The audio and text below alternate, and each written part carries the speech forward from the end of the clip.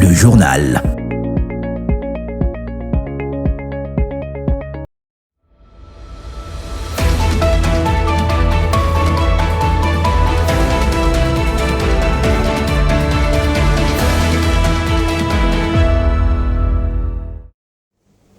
Très heureux de vous retrouver, madame, messieurs, bonsoir et bienvenue dans cette grande édition du journal. Voici ses principales articulations. Révision constitutionnelle, le débat s'intensifie. L'Église du Christ au Congo propose la tenue d'un dialogue national inclusif comme préalable indispensable à toute modification de la loi fondamentale. Tension en Afrique du Sud face à la montée des actes de xénophobie. Le président Cyril Ramaphosa lance un appel à l'apaisement, une intervention que de nombreuses voix qualifient de tardive alors que la situation reste très préoccupante pour les communautés africaines vivant au pays de Nelson Mandela. Et puis, cap sur le mondial 2026, dans le cadre des préparatifs intensifs, la sélection nationale de la République démocratique du Congo affrontera mardi en France le Chili lors d'une rencontre amicale de prestige. C'est tout pour les sommaires, le développement de ces informations dans un instant. D'abord, face au débat grandissant sur la révision constitutionnelle en République démocratique du Congo, l'Église du Christ au Congo ECC sort du silence et pose ses conditions. Pour cette confession religieuse, toute initiative de réforme est appelée à s'inscrire dans un cadre inclusif et apaisé. Ces leaders religieux appellent à un dialogue démocratique national et à la sagesse divine pour préserver l'unité du pays. Suivez. L'Église du Christ au Congo estime qu'une initiative de réforme constitutionnelle dans le contexte actuel doit impérativement répondre à l'exigence d'un cadre national inclusif et apaisé conformément aux dispositions des articles 5, 218, 219 et 220 de la Constitution. Fort de ces évidences, l'Église du Christ au Congo appelle les partis à recourir à la sagesse divine, confère 1 Roi 3, 16 à 28, et aux valeurs ontologiques africaines de l'arbre à palabre. Le dialogue démocratique national et inclusif reste la voie idoine dans ce contexte précis, conformément aux résolutions 2773 et 2808 du Conseil de sécurité des Nations Unies, les résolutions de l'Union africaine et de l'Union européenne, ainsi que des accords de Washington et de Doha. Nous sommes un peuple uni par le sort et dans l'effort pour l'indépendance. C'est notre hymne national. Nous avons un beau et riche pays que Dieu nous a donné. Ne construisons pas des murs, mais jetons des ponts. Demandons à Dieu de faire de nous des artisans de réconciliation. Dans le but de mettre fin aux guerres, aux conflits et établir une paix durable dans le monde entre États, peuples et citoyens, l'organisation internationale HWPL, Culture Céleste, Paix mondiale et Restauration de la Lumière a organisé une grande conférence d'échange, de réflexion et d'engagement citoyen collectif sous le thème « Ensemble comme un seul homme, d'une seule voix ». Au programme, 3 intervenants qui ont planché sur des solutions en vue de concrétiser la paix en République démocratique du Congo. C'était le samedi 6 juin 2026 en la salle de la librairie Mediaspol à Kinshasa, Rebecca Kalonda-Ampi et Célestin Kalombo-Kabea pour le compte-rendu. Bonjour à tous, Initiée par l'ONG coréenne HWPL, cette rencontre avait pour objectif mettre ensemble de solutions pouvant concrétiser la question liée à la paix en RDC. Quelques intervenants ont pris la parole au cours de cette conférence placée sous les signes de dialogue et de la solidarité dans le but de bâtir une culture durable de paix. Cielo Kim Kim, président de WPL, a ouvert la conférence par un mot de circonstance poignant.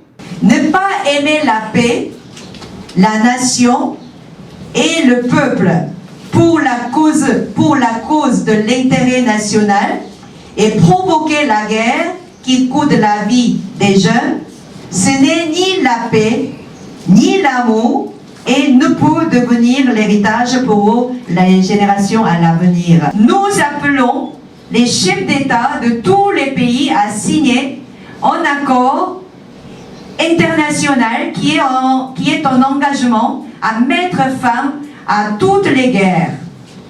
Nous leur demandons de faire cela dans un esprit d'amour profond pour le peuple de leur pays.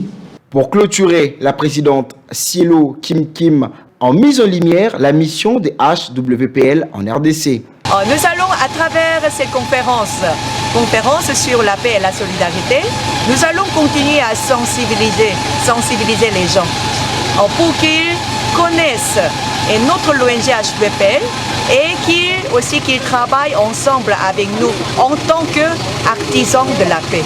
Les participants ont tous pris un engagement pour la paix. À noter que l'ONG HWPL, Culture Céleste, Paix mondiale et Restauration de la lumière, est basée en Corée du Sud, à Séoul. Congo, de Zaïre, Congo, au pays Congo. Dans un autre chapitre, le gouverneur de Sud-Kivu, Jean-Jacques Porosi Sadiki, et les sénateurs Modeste Bahati-Lukwebo ont pris part samedi dernier à Kinshasa à une cérémonie d'hommage organisée en l'honneur du général Kabanda Kourenga Gilbert, initiée par le réseau des anciens amis et partenaires pour la renaissance du Congo, RAREC. Cette rencontre a été l'occasion de saluer les loyaux services rendus à la nation par cette éminente personnalité congolaise. Détail dans ce récit signé Merdi Mirindi. Cette rencontre à laquelle ont pris part autorités politiques, universitaires, militaires et membres de la société civile visait à rendre hommage au général professeur Dr Kabamba Kourenga Gilbert. Organisée par les réseaux des anciens, amis et partenaires pour la renaissance du Congo, RAREC, cette cérémonie a permis de mettre en lumière le parcours exceptionnel d'un homme présenté comme un modèle de compétence, de loyauté, d'excellence et de patriotisme. Plusieurs personnalités se sont succédées à la tribune pour témoigner de l'apport du général professeur Dr Kabamba Kourenga Gilbert à la construction de la nation congolaise. Des interventions qui ont mis en avant son engagement au service de l'État, ainsi que son influence dans le domaine académique, militaire et social. Parmi les invités de marque figurait notamment le gouverneur du Sud-Kivu, Jean-Jacques Porosi Sadiki, ainsi que l'honorable professeur Modeste Bahati-Lukwebo, venu s'associer à cet hommage dédié à une personnalité dont le parcours continue d'inspirer plusieurs générations congolaises. La cérémonie a chuté sur des moments de partage et de convivialité entre les participants dans une atmosphère empreinte de respect, de reconnaissance et de célébration de valeurs incarnées par l'illustre récipiendaire. Dans le cadre de la 5e édition de la Caravane de Paix Festiras, une soirée de gala de bienfaisance a été organisée le week-end dernier à l'hôtel Hilton de Kinshasa, placé sous le patronage de Aimé Boji Songara, président de l'Assemblée nationale. Cette rencontre avait pour objectif la mobilisation des fonds destinés au projet Amanibora Sangué. Fidèle à sa vision pour la promotion du Sud-Kivu et du bien-être de sa population, le gouverneur Jean-Jacques Porosi Sadiki a, à travers sa participation à cet événement, réaffirmé son soutien à toute initiative liée à la paix, à la cohésion sociale et à la valorisation de la culture sud-kivusienne. Reportage Merdi Mirindi Boulangala, Célestin Kalombo Kabea. Poursuivons comme objectif la mobilisation de ressources en faveur des enfants victimes de graves violations des droits humains ainsi que de leurs familles et communautés affectées par les conflits. Le projet Amanibora Sangué se trouve au cœur de cette soirée de bienfaisance qui a réuni autorités politiques, partenaires et personnalités. Présentant les objectifs du projet, Innocent Mugisho, responsable de la Fondation Labora, a appelé à un engagement collectif pour soutenir cette cause humanitaire. Notre peuple a besoin de solidarité. Et c'est pourquoi nous sommes ici ce soir. Parce que de ces visites de terrain, il est revenu avec une initiative qui nous porte, qui nous pèse sur le cœur. Et c'est l'initiative qui fait que nous soyons ici aujourd'hui. Le centre Amanibora. Le centre Amanibora va être érigé dans le territoire ouvert en province de Sud-Kivu, précisément dans la cité de Sangué. Pourquoi la cité de Sangué? Il aura à le dire, il aura à le préciser. Mais la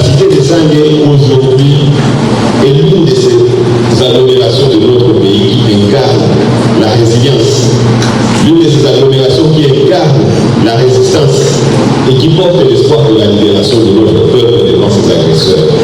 Parrain de cette soirée de solidarité, le président de l'Assemblée nationale, l'honorable Aimé Boji Sangara, a salué une initiative porteuse d'espoir, invitant les participants à transformer leur générosité en actions concrètes au bénéfice de populations les plus vulnérables.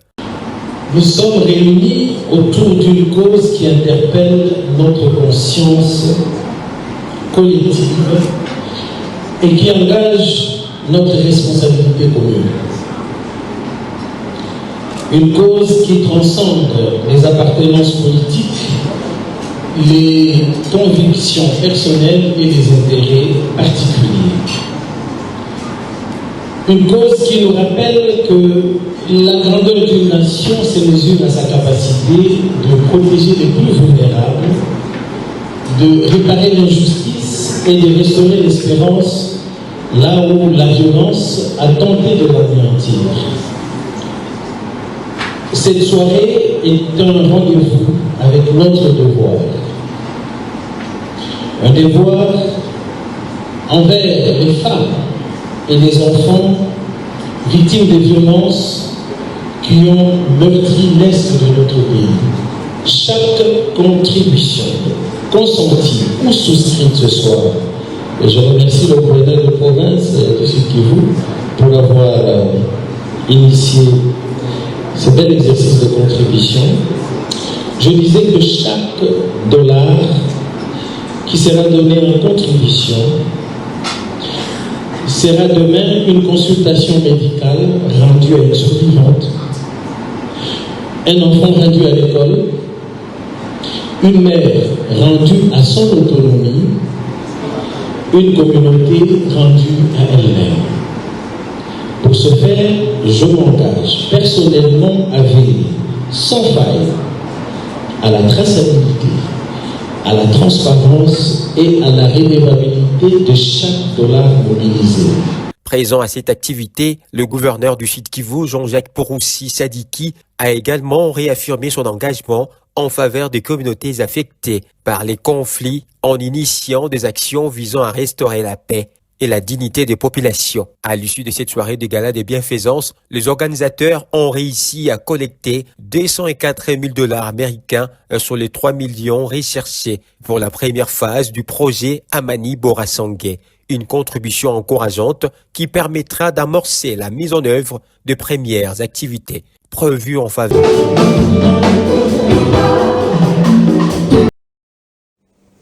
Autre chose à présent, la nouvelle économie du climat dispose désormais d'un cadre organique. Ce document stratégique élaboré au terme de 10 jours de travaux par une commission mixte réunissant les experts des ministères de la fonction publique et de l'environnement a été officiellement remis samedi 6 juin 2026 à la ministre déléguée en charge de ce portefeuille, Arlette Baatitito. Regardez. Cette étape marque la structuration administrative de la direction chargée de piloter les questions liées à la nouvelle économie du climat, un secteur créé par le président de la République, Félix-Antoine Tshisekedi Tshilombo, dans le cadre de sa vision de gouvernance environnementale. La remise officielle du document est intervenue lors de la cérémonie de clôture des travaux présidée par la ministre déléguée. Le secrétaire général en charge des retraités, qui a assuré la coordination technique de la commission, lui a transmis la version finale du cadre organique pour appréciation et validation. Je tiens à remercier vivement son Excellence, Monsieur le Président de la République, chef de l'État, Félix-Antoine Tshisekedi Tshilombo, en tant qu'initiateur du portefeuille Nouvelle économie du climat, lui, dont la vision est de faire du changement climatique une source d'opportunité pour la République démocratique du Congo. Durant 10 jours, vous avez tout donné. Votre labeur est d'une grande contribution aux efforts en cours, permettant ainsi de concrétiser la vision du chef de l'État. Arlette Baatitito a salué le travail accompli par les experts, mettant en avant dans la mise en place d'une direction générale appelée à jouer un rôle clé dans la transition écologique du pays. Selon les conclusions des travaux, la nouvelle direction générale comprend notamment un service d'appui et un service technique, cela dans un consensus entre les experts et la fonction publique, environnement ainsi que le banc syndical, conformément à l'ordonnance fixant les attributions des membres du gouvernement.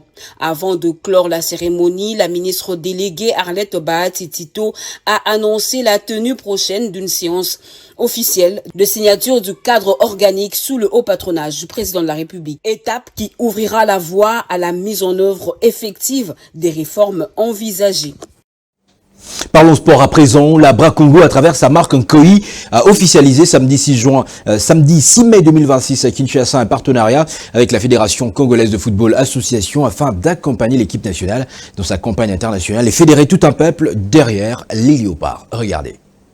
Lors d'un point de presse tenu à Kinshasa, la Bra Congo, représentée par son directeur général, M. Emmanuel Médard, son directeur marketing et commercial, M. Raoul, ainsi que M. José Dayoni, pour la FECOFA, qui a annoncé la signature d'un partenariat majeur autour de la marque Nkoi. Symbole de l'esprit quinois et de la convivialité congolaise, Nkoi devient ainsi partenaire local officiel de l'équipe nationale. Ces partenariats nationaux visent à mobiliser les Congolais autour de Léopard et à transformer chaque étape de leur parcours à une véritable célébration de fierté, d'unité et de passion. Du mois de juin jusqu'au 31 août, Nkoi accompagnera l'équipe nationale durant la phase de préparation, la compétition ainsi que la période post-événement. Des fan zones seront également mises en place pour permettre aux supporters de vivre chaque match dans une ambiance festive et encadrée. Cette collaboration étroite entre la Bra Congo et la Fédération congolaise de football association s'inscrit dans une volonté commune de promouvoir une image positive de Léopard et de renforcer la cohésion nationale à travers le sport. Un engagement fort, placé sous les signes de la passion, de l'unité et de la fierté congolaise. S'il vous plaît, apparemment vous n'êtes pas content, vous n'êtes pas d'accord de voir la Bra Congo. Les léopards de la RDC poursuivent leurs préparatifs à l'approche de la Coupe du Monde 2026 après un match nul en enseignement face au Danemark en Belgique. Ils s'apprêtent à disputer leur avant-dernier match en préparation contre le Chili ce mardi 9 juin 2026 en France. L'objectif est clair, peaufiner les automatismes, renforcer la solidarité défensive et affiner l'efficacité offensive avant les grandes hostilités. Partons cette fois-ci en Afrique du Sud. Face à la résurgence des manifestations anti-migrants et des violences xénophobes en République sud-africaine, le président de la République, Cyril Ramaphosa, a adopté une position ferme condamnant ces actes et a annoncé un renforcement de la régularisation de l'immigration. Il a fait cette déclaration dimanche au cours d'un discours à la nation. Corneille Trésor Tambi comme pour le commentaire. Ces nouvelles stratégies annoncées par le président sud-africain reposent sur un équilibre délicat entre sécurité intérieure et diplomatie africaine. Cyril Ramaphosa a fermement rejeté les violences et le pillage ciblant les ressortissants étrangers, déclarant que la xénophobie n'a pas sa place en Afrique du Sud. Aucune autre personne n'est autorisée, par exemple, à interpeller quelqu'un dans les rues de notre pays pour exiger une preuve d'identité. Nous savons que les Sud-Africains ne sont pas xénophobes, car il n'y a pas de place pour la xénophobie, le racisme, le sexisme, l'afrophobie ou toute autre forme d'intolérance en Afrique du Sud. Il a qualifié ces actes d'opportunistes, affirmant qu'ils sont le fait de groupes cherchant à déstabiliser le pays en exploitant les frustrations légitimes des citoyens face au chômage et à la pauvreté. L'Afrique du Sud ne peut pas faire face seule aux défis migratoires. La migration est un phénomène continental et mondial. L'avenir de l'Afrique du Sud est indissociable de celui de notre continent africain.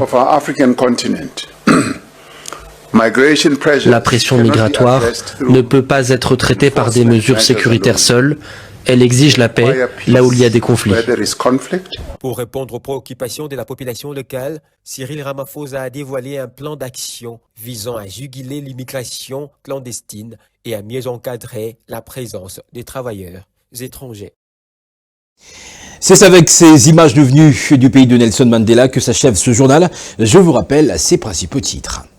Révision constitutionnelle, le débat s'intensifie. L'Église du Christ au Congo propose la tenue d'un dialogue national inclusif comme préalable indispensable à toute modification de la loi fondamentale.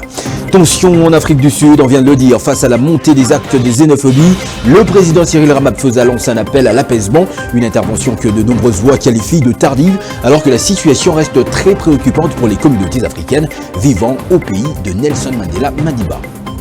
Et puis, cap sur le mondial 2026. Dans le cadre de ces préparatifs intensifs, la sélection nationale de la République démocratique du Congo affrontera mardi en France le Chili lors d'une rencontre amicale de prestige. Messieurs, dames, merci d'avoir suivi ce journal. Excellente semaine chez vous, en compagnie de Congo 26 Télévision, vous le savez, la chaîne de l'unité nationale.